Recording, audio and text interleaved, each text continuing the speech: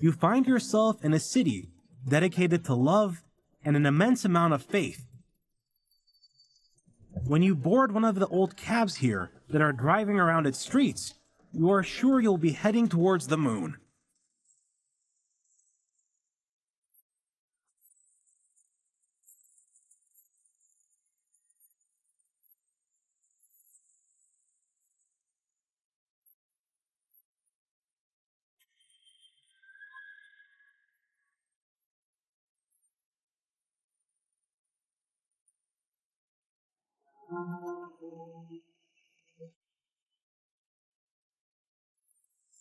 Cairo. It is present in your veins, and it is beyond the confines of dates and times. Do not resist your urge to let your guard down and allow your heart to reveal its sorrows to it. You are in Cairo, the capital of Egypt.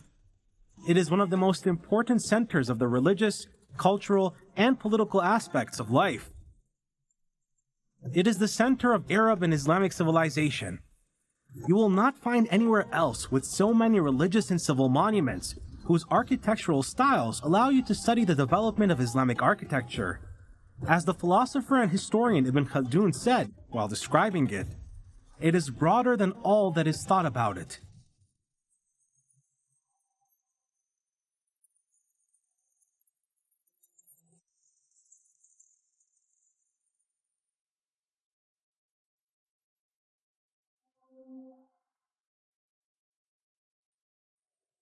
Since the Pharaonic era, the city of Cairo occupies a unique geographical position near the Nile, at the meeting point of the Delta and Upper Egypt. It is at the site of Egypt, with its valleys and tributaries of the Nile, as well as the meeting point of the western and eastern deserts. It is an inevitable and immortal location in which the capitals of Egypt have been revolving in. In the Pharaonic era, Cairo was known as Men Nefer, which means beautiful port. It is considered one of the most important cities in the East by writers and historians. Evidence confirms that it was the capital of Egypt in most periods of history. In the past, it was referred to by several titles, including the City of a Thousand Minarets, Al-Mahrusa, Cairo al-Mu'azz, and the Jewel of the East. The adoption of Cairo as the capital of Egypt can be traced back to the year 98 AD, when the fortress of Babylon was built, which the remnants of exist to this day. When Amr Ibn Al-As conquered Egypt, he established his new capital, Fustat, near the fortress. Then, the city of Al-Askar was established, which was followed by the city of Al-Qata'a, the capital of the Tulunid state in Egypt. During the era of the Fatimid Caliph Al-Mu'azz ad-Din Allah, the leader, Jawhar al-Saqili, erected a wall around the three cities in the year 358 Hijri, or 969 AD, and he named it Cairo.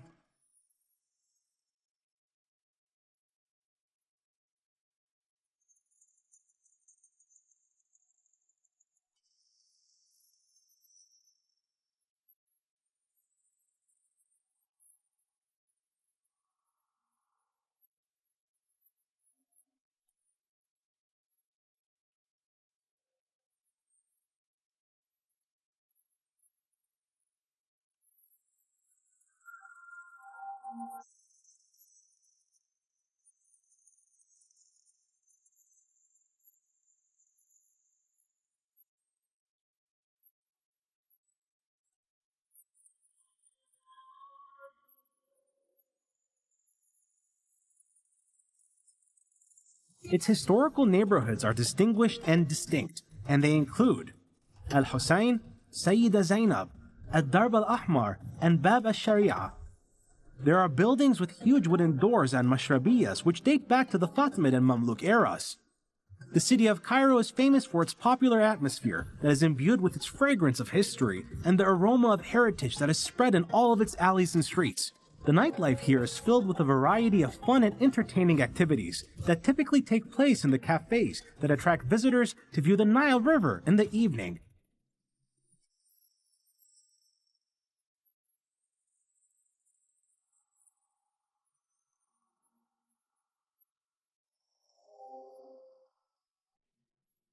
On this street, you will stand on the edge of love, as it is the street that is tolerant of peace and love.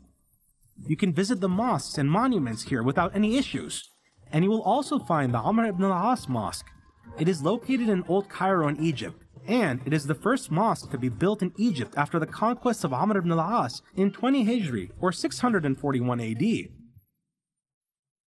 This mosque was built in the year 21 Hijri, which corresponds to the year 641 AD.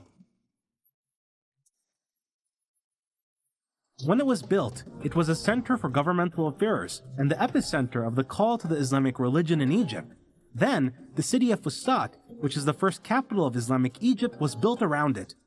The site that Amr ibn al-As chose to build this mosque on, at the time overlooked the Nile, as well as the fortress of Babylon, which is located next to it. And because this mosque was the first to be built in Egypt, it was known by several names, including the Ancient Mosque and the Crown of Mosques. It consists of a prominent main entrance located on the western side of the mosque, which consists of a large open courtyard surrounded by 4 corridors with simple wooden ceilings. The largest of these corridors is the Qibla corridor. At the top of the Qibla portico are 2 hollow mihrabs, each adjoining a wooden pulpit. There are also 2 paintings on the walls of the Qibla that date back to the Mamluk era.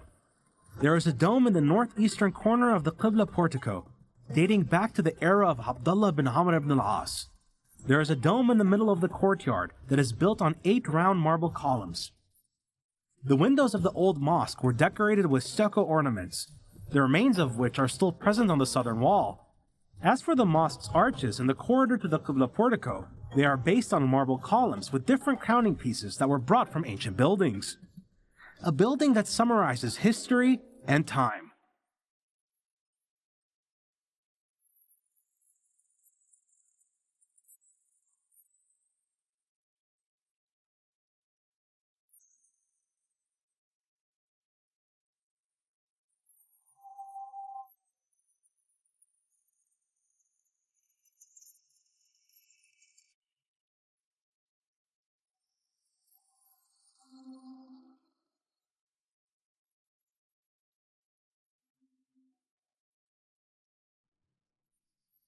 Large advertisements for products placed around the area will not distract your attention from the Mosque of Ibn Tulun. Your heart will guide you to the Sayyida Zainab neighborhood, which is one of the most famous historical neighborhoods in Cairo. It is one of the Mu'allaka mosques due to it being built on top of a rocky peak called Yashkur on the Muqattam mountain. You can see most of Cairo's archaeological and tourist attractions from it, such as the Citadel of Saladin Ayyubi, the Cairo Tower, and the Al-Azhar Mosque and garden. It was surrounded by canopies that were prepared for teaching, prayers, and other matters of life. The mosque was built on 3 foundations that cut through the rocky mountain. It was established by the request of Ibn Tulun as a fortress against fires and a barrier against the floodwaters of the Nile. The mosque has 42 doors, all of which are made of wood and are inlaid and embroidered with iron. The mosque also has 180 colossal pillars, and its walls are surrounded by 128 ornate windows. In addition to their beautiful shapes, these windows have a pragmatic function, as they were used to determine prayer times by assessing the sunlight that would pass through them. Lanterns of varying heights can be seen hanging from the wooden pillars of the mosque's roof, and they are currently tasked with lighting the rooms. Large plaques with Quranic verses inscribed on them can be found on the walls and massive columns that are present inside of the mosque. There are the dates of the construction and renovations of the mosque as well. Above the exterior walls are engraved drawings in the form of stars, on top of which are small gutters that drain rainwater. The mosque has a medium-sized dome at the end of its corridors, and it is dedicated to prayer. It is above the pulpit, and behind it is a wooden structure called Dakkat al-Mublagh, which still retains its marvelous wooden splendor.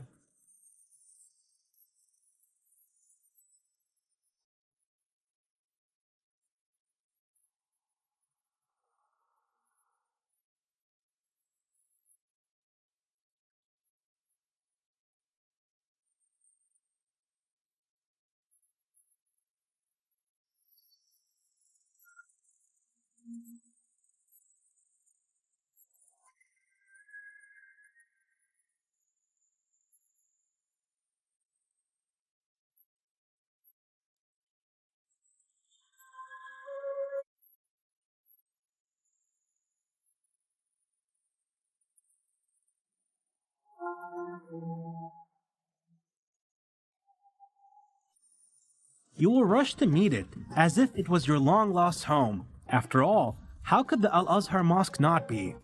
It is one of the most famous mosques in Egypt and the Islamic world. It has been a mosque and a university for more than 1,000 years.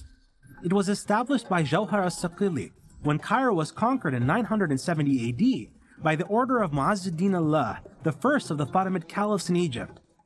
After he established the city of Cairo, he set out to establish the Al-Azhar Mosque. The Fatimids named it Al-Azhar after Fatima az-Zahra, the daughter of the Prophet Muhammad, peace be upon him, in honor of her memory.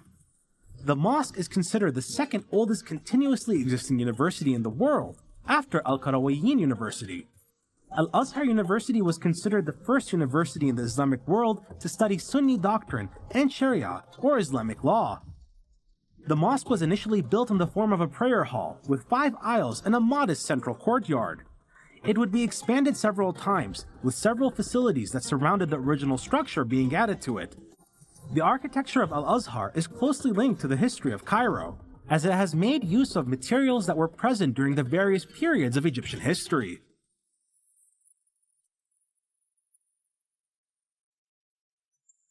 Here, arts and architecture blend between the structures of the Fatimids and the influences of the Mamluk and Ottomans that would later come. The Fatimids built the mosque on a prayer hall with 5 aisles and a simple courtyard with 3 corridors with marble columns and stucco decorations. These elements came from the Abbasids, Byzantines, and the Copts. In addition to this, a brick minaret that does not exist today was present there. The Ayyubid state would arise and would neglect the Al-Azhar Mosque. However, the Mamluks restored its prestige and built schools while renovating many aspects of it and restoring it. They modified the mihrab, added Bab al-Jundi, and built minarets that represented the minaret of Qaitbay, which was followed by the double-headed Al-Ghuri minaret.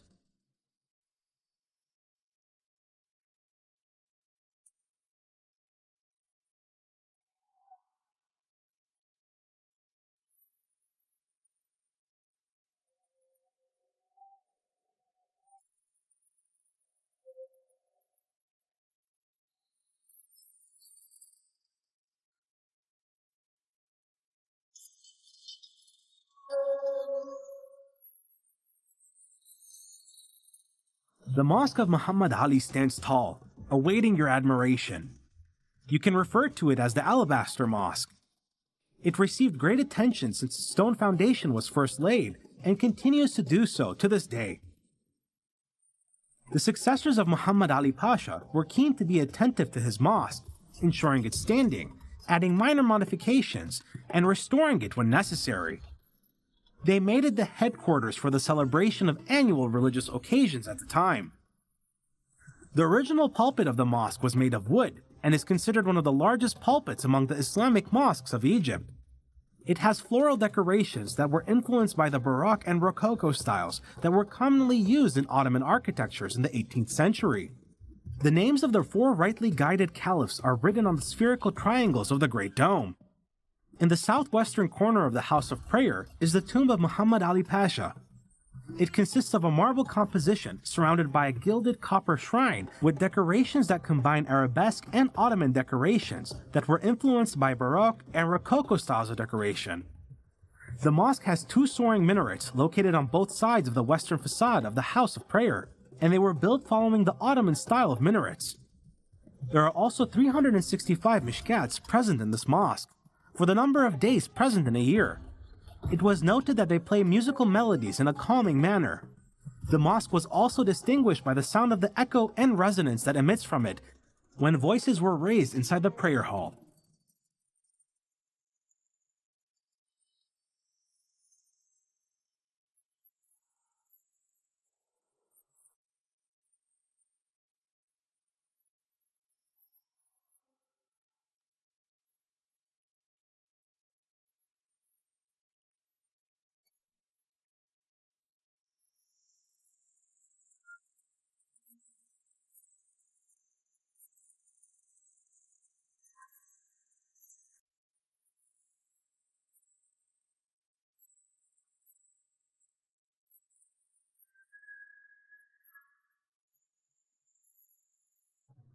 There is no difference between Damascus and Cairo, as they both embrace Salah ad-Din, but here there is an Egyptian twist to it.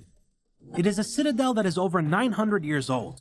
It was built with the purpose of it serving as a military fortress that would protect Egypt from attacks of the aggressors, but over time, it became a seat of government and a source of safety and protection for the ruler.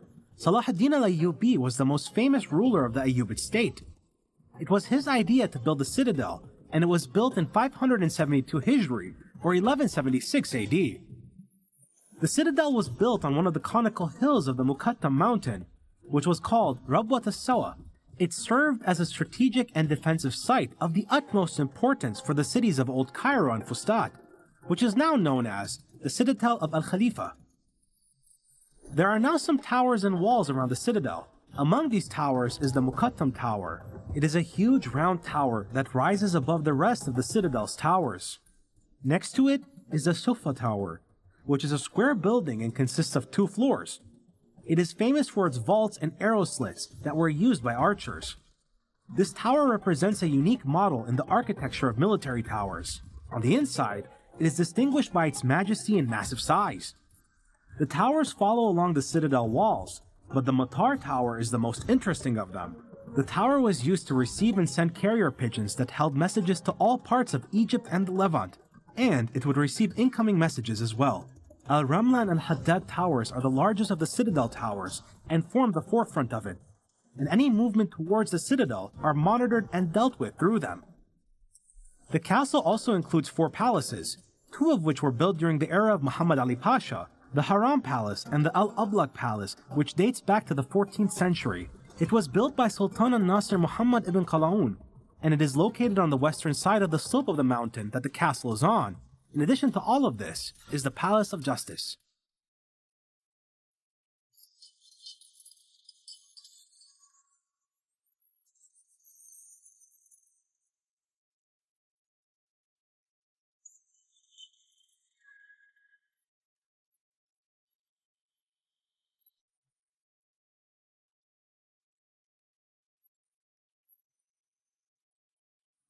You will be on the verge of tears as the intensity of the beauty of the Al-Nasir Muhammad Ibn Tulun Mosque passes over you. It was built by Al-Nasir Muhammad, and it is located in the center of the Citadel of Saladin. It is one of the most beautiful mosques in Islamic architecture. This mosque was built in the citadel by King Al-Nasir Muhammad Ibn Tulun, and the mosque was known by the name of Al-Jami' al-Nasri or Al-Khutbah Mosque at Qal'at al-Jabal. It replaced an old mosque in the citadel, which dates back to the reign of the Al-Malik al-Kamil. When the British arrived in Egypt, they occupied it during this period, and this mosque had been turned into a prison. At the same time, walls were divided and built between its corridors and columns, forming cells in which prisoners were kept in. The Mosque of Qala, or the Al-Nasir Muhammad Ibn Tulun Mosque, remained in this state throughout the period during which Britain occupied Egypt. The dome of the mosque is considered one of the most distinguished domes. It was called the Green Dome because it was decorated with grain faience. This dome was destroyed well into the era of Al-Ashraf Qaitbay and was rebuilt once again. The marble that was used in the flooring of the mosque, the Qibla of the mosque, and the Mihrab were among the distinguishing features of this mosque that historians refer to. This mosque is characterized by the presence of marble columns that support the ceiling, and they are columns from different eras, including the Pharaonic, Ptolemaic, and Roman eras. They were beautifully and expertly restored. These columns bear arches made of red and white stone. The mosque has windows placed at the top. They were covered with stucco veils that were beautifully made. This mosque was also distinguished by its walls, which were decorated with colored marble mosaics. Some traces of these mosaics are still present on both the northeastern and southwestern walls. This mosque is also distinguished by its 2 minarets, which are unique to the rest of Cairo.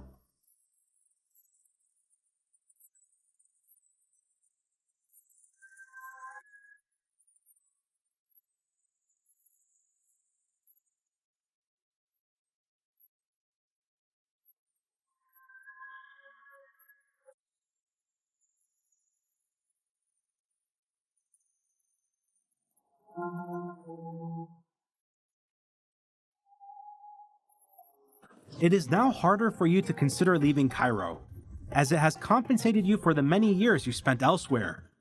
This is the place to be, and it is always the right time to be in Cairo.